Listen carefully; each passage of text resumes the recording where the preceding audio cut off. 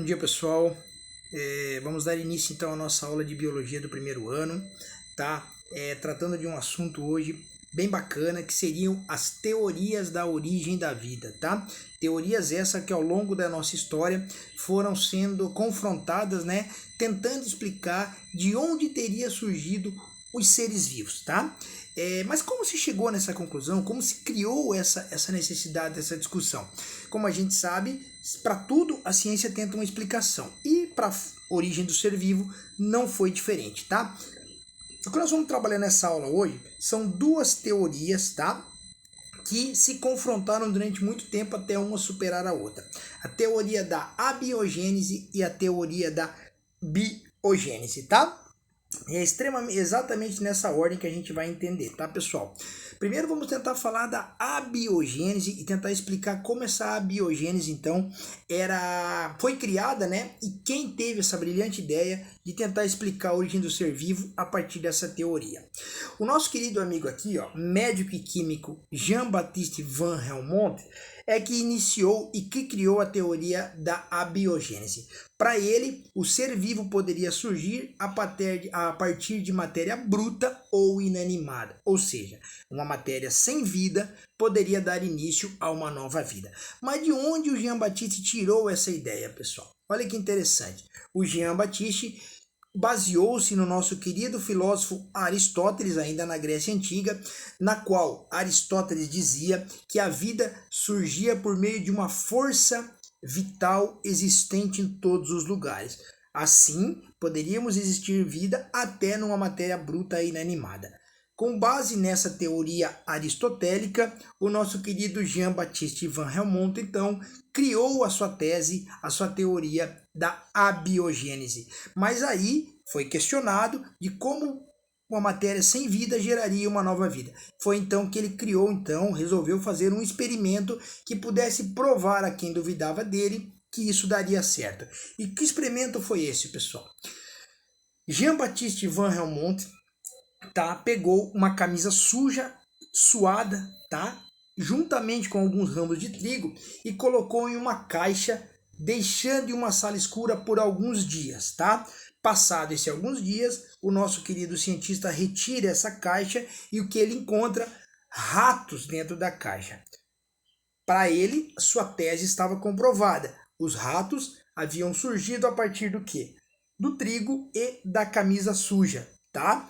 Para ele, então, a abiogênese estava comprovada. A matéria bruta e inanimada, isto é, a camisa e o trigo, deram origem aos ratos, tá?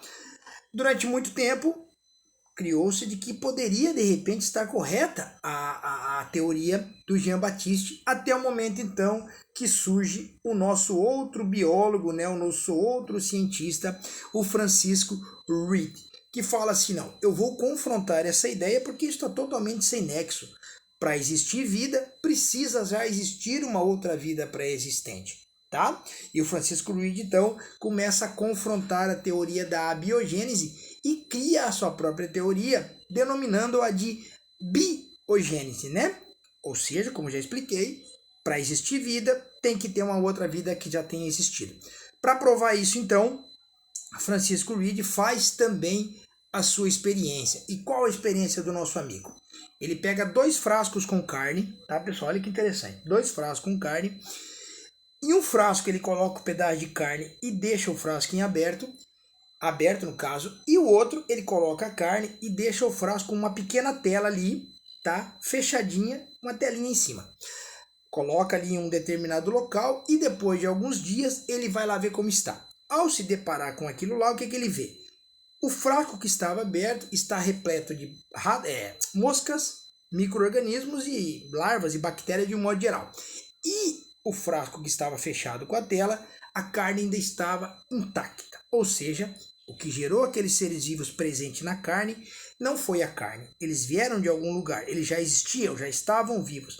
Então Francisco Reed com isso prova que a teoria da biogênese era uma furada e o que tinha nexo, o que estava correto naquele momento, era a teoria da biogênese. Para que exista vida, é necessário existir uma vida já pré-existente, tá, pessoal? Então essas duas teorias durante algum tempo se confrontaram, mas depois, claro, com a eficácia da explicação e do experimento da biogênese, ela superou e acabou tomando o lugar da abiogênese, tá?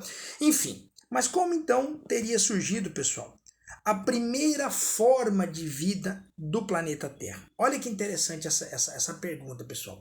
Porque muita gente não sabe, né? Estamos aqui, a gente se confronta muitas vezes nas explicações, mas não sabemos de onde vem a primeira forma de vida do planeta. E nós vamos tentar explicar rapidinho aqui, bem sucintamente, como se deu essa formação.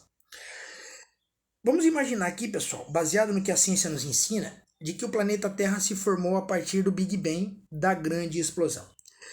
A partir do momento do Big Bang, da grande explosão, a formação das galáxias e dos planetas, vamos trazer aqui para o nosso, tá? Lembrando que, após esse fato, o nosso planeta se forma totalmente incandescente, tá? Sendo formado aqui por uma superfície composta apenas de lava vulcânica. Tamanho era o calor existente nesse planeta. Até aí a gente tem a visão. Tá? O planeta totalmente incandescente, como se fosse uma bola de fogo, sem superfície terrestre, apenas lava vulcânica. Só que, com o passar dos dias, pós a sua formação, tá? O planeta começa a resfriar de forma natural. Olha que interessante. Ainda durante a sua formação, nós tivemos aqui, como eu falei, a superfície de lava vulcânica, mas tínhamos a atmosfera composta por gases, pessoal, principalmente coisa que está na apostila, ó, amônia, metano e hidrogênio, tá bom? Esses gases, tá, tinham uma temperatura menor do que aquela que tinha no solo, onde iria vir a existir o solo, né? Na parte mais abaixo do planeta, que era incandescente. O que vai acontecer então? Com o resfriamento, tá, do planeta, com o resfriamento gradual do planeta, toda aquela lava vulcânica que vinha ali embaixo, ela vai evaporando, e esse vapor vai subindo para a atmosfera. Esse vapor ele é muito quente, tá? Muito quente. Então vamos imaginar aqui ele subindo, tá? Evaporando. Enquanto ele vai esfriando, a parte onde antes era lava começa a endurecer. Tá? Façam esse exercício comigo de imaginação disso. Começa a endurecer e formar grandes depressões onde hoje é a nossa superfície terrestre, onde é o nosso solo, né? Grandes depressões. Mas o que seriam depressões? Grandes buracos, mas gigantescos, enormes buracos, entendeu? Tá? Porque a formação, claro, o resfriamento da lava vulcânica, ele é irregular, não é um resfriamento regular. Então esse resfriamento irregular formou esses grandes buracos, esses grandes depressões. Até aí tudo certo.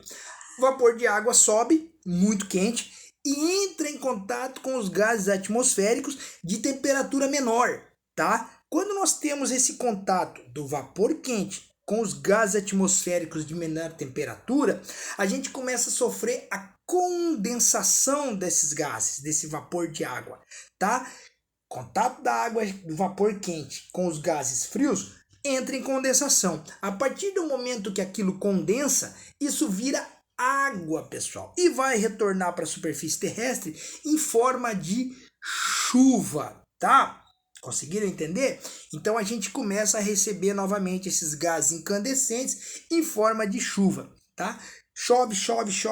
Isso passou vários anos, não é uma tarde que isso aconteceu. E essas chuvas começam a se aglomerar nas grandes depressões que estavam se formando, como eu expliquei no início ali. Os grandes buracos que se formaram com o resfriamento, tá? Essa água, pessoal, que desce da atmosfera, ela vem carregada, sim, com alguns componentes que é absorvido na atmosfera. Ao cair no solo, olha que interessante, ela começa a entrar em contato com partículas, tá, que já tinham aqui no solo, nessa formação rochosa, essa formação do solo que estava acontecendo. Ou seja, esse acúmulo de água vinda da atmosfera, nos buracos que aqui se formavam, não vem uma água extremamente pura, ela vem uma água rica em partículas, entendeu? E essas partículas vão dar origem, então, o que, pessoal?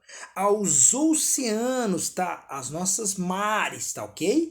Esses mares, agora carregados de substância, começam a reagir entre si principalmente substâncias que depois vão dar origem à matéria orgânica, que é o composto principal de todos os seres vivos, né? Então essas substâncias começam a reagir e vão dar início, pessoal, a algumas partículas que vão se aglomerar e vão formar uma espécie chamada coacervados. Olha, eu destaquei para vocês.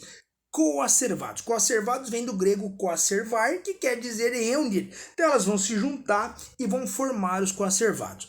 Aí as pessoas às vezes perguntam, então os coacervados seriam as primeiras formas de vida do planeta? Não, os coacervados ainda não eram considerados seres vivos. A partir do momento que esses coacervados começam a reagir entre si, nós vamos dar origem, então, à primeira forma de vida, que seriam as bactérias, pessoal, no fundo do oceano. A partir desse momento, essas bactérias reagem, dando origem aos fungos e assim por diante, até chegar a todas as espécies marinhas. E a partir daí, claro, a evolução vai tratar de fazer a sua parte.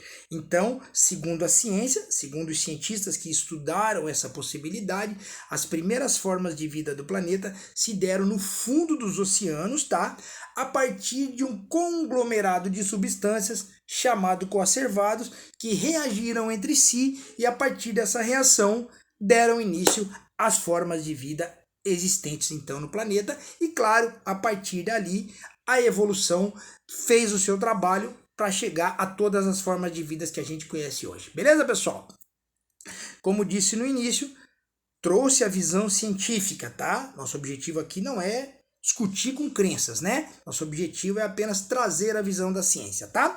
Fique então essa explicação e a partir de agora a gente passa a entender um pouquinho mais como se deu esse início de tudo aquilo que a gente conhece. Valeu, pessoal? Finalizamos aqui. Próxima aula de biologia, a gente conversa sobre novos assuntos. Valeu, muito obrigado e até a próxima aula.